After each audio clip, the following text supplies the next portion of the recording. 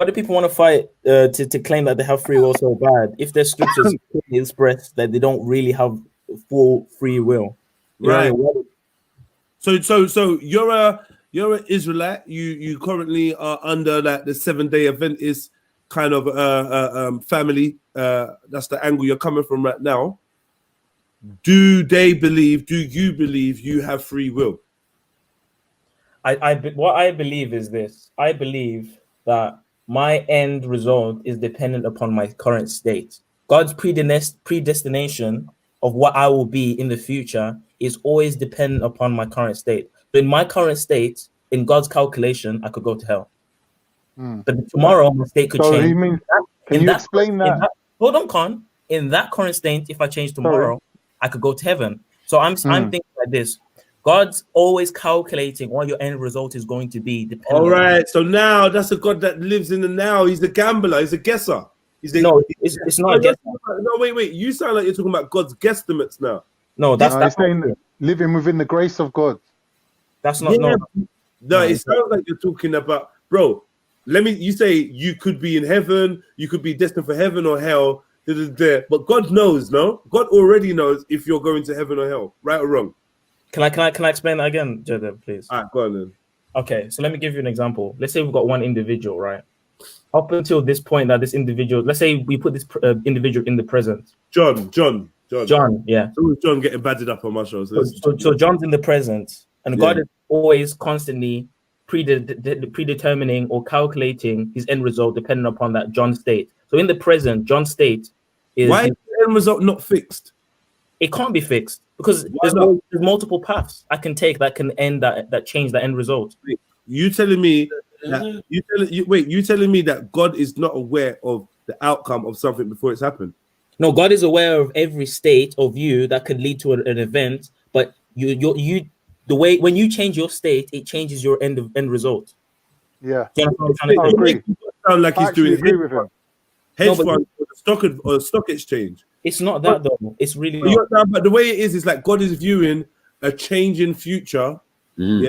But then that means that changing future is outside of God's will or God's influence. No, God sees all maybe not influence, but I mean, does God not have the power to determine the future? God's can I just say one little thing that will... That's what I say, it's levels. Bro, just let me... Come on, please. Go on, you go first, but there's one little thing that I want to add at the end. We're not in the same position, so you have a different position. Okay, so God is that's outside. That's not for you to decide, though. No, I have to clarify that. We don't believe in the same God. We don't believe in the same God. But anyway, what did you say?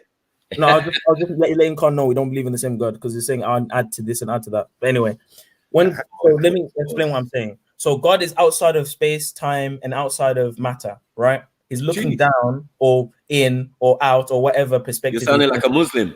So when you're but that's what the Bible is outside. Now let him finish, guys. Let him finish. Yeah. So when God is looking at John, not only is God calculating John's end result based on his current state, but he's seeing every other state John could be in and the end result of that state. So God knows all the states that John could be in and what end result that state could lead to. It's like God can see all the different paths at once, if that makes any sense. So you can choose which state you want to be in to lead to that end result that God knows. Do you understand what I'm trying to say? I agree with that. Yeah. And if God alters your what? Schiffer, let me add one thing, yeah? God alters your path, does that make you special then? Schiffer, listen 1 second. The difference between what Zulu's explaining and what Jedi's hearing is your understanding of how time works. So the way how Jedi's explaining it, time is linear. So one moment bleeds into the next and it just goes along a line, right? Yeah, that's a linear model. But what Zulu's saying is every moment exists independently of each other. So time is like a piano. So every key that you're standing on is independent from the other one. So depending on what key you're standing on, your end result will be based on that. For example, bro, that don't even make sense. Like, I know it don't make sense. That's why I'm saying that you're using a different model of time. Let me tell you why. Unfortunately, You, man, have got books that you are bound by. Your universe. No. Universe, Oh, here we go. Here we go. yeah, exactly. The universe that you man are you man think you're Spike Lee. You're not free like me. I believe in a creator, and I'm not bound by a book. Have you seen a film No one's bound, bro. Interstellar? No one's bound. Let me finish. Yeah? So I can freestyle and sleep at night. You man can't freestyle. You're acting like like your book is not determined on action, reaction, or what should I say, cause and effect. Yeah. If you pray 5 times a day and you do this and you do that, this is going to be your this is what you're going to get. Yeah. If you do this, the Bible says, if you eat this apple, if you eat this fruit, you're going to be this. If you put this above your door, yeah, this is not going to happen. And if you don't do it, this is going to happen. So we clearly see that an action, yeah, yes, has a result on the future outcome. Exactly. You don't throw that away all of a sudden now because you want to be philosophical with Jedi and act like that linear time doesn't exist. And the reason why I'm going to tell you that is this, yeah. It in the Quran, I think there's a reference to basically God being outside of time, innit, and knowing the beginning and the end. Any being to know the beginning and the end is outside the dimension of time. Yeah, that means that the beginning and the end exists. Yeah, and he can see it. I likened it yesterday to an orange on the table. If to us, we're inside of the orange. Yeah, we can't see what segment, the peel, the seeds. We're just in the juice. We're just in. We're part of it. Yeah. Now God is sitting at the desk, looking at the orange on his table. Yeah, he can see basically the architect. Right?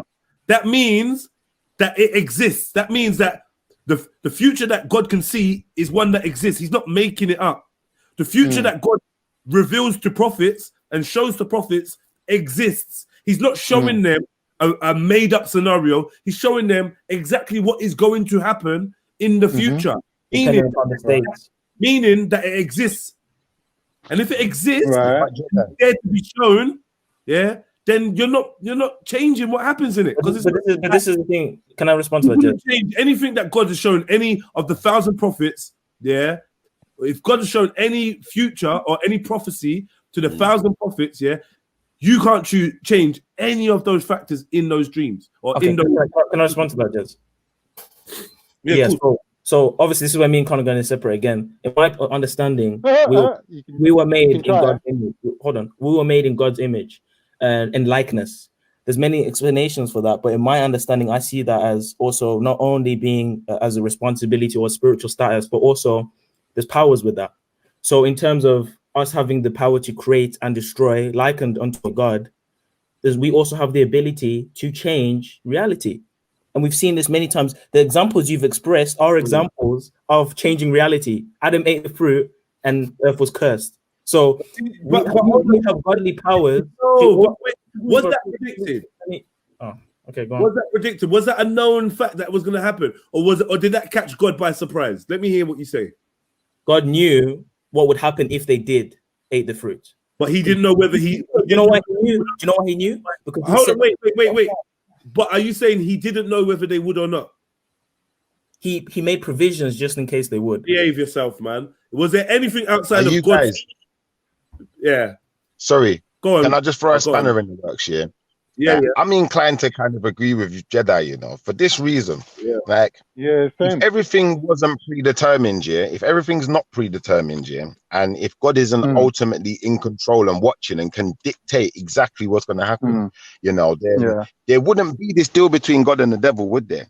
Because the devil and God are now interacting with people's lives and now taking direct effect on people's lives. So if these other beings can interact with your life, how can we really have the perception of free will? Because at any time, one of those beings can alter our path, just like Job.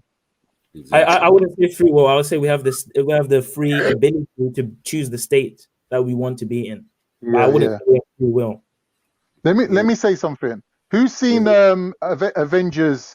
The last bit of Avengers where Tony's looking at the what's his name, Doctor Strange, and he's going, "Is this it now? Is this it?" And he goes to him, "If I tell you, it won't happen."